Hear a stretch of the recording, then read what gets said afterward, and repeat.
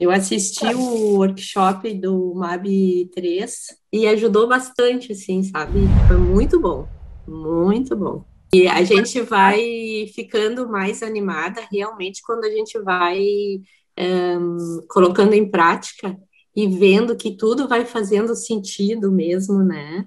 Impressionante. Essa forma integrativa, assim, de tratar o paciente, para mim está sendo muito melhor. Primeiro, tá, me formei. Aí eu demorei para fazer uma especialidade.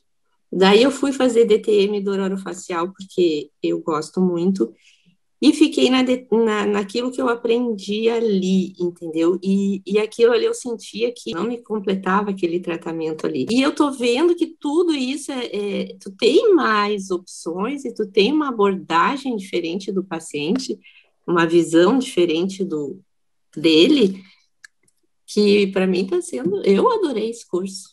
E outra coisa é interessante que quando tu vai fazendo a avaliação, a anamnese, e depois tu senta, e quando tu vê que as coisas vão se encaixando, por exemplo, no exame das micro-regiões, e depois com o exame da língua, do pulso, e aí tu vê os sintomas, e aí tu diz, meu Deus, isso tudo tem sentido.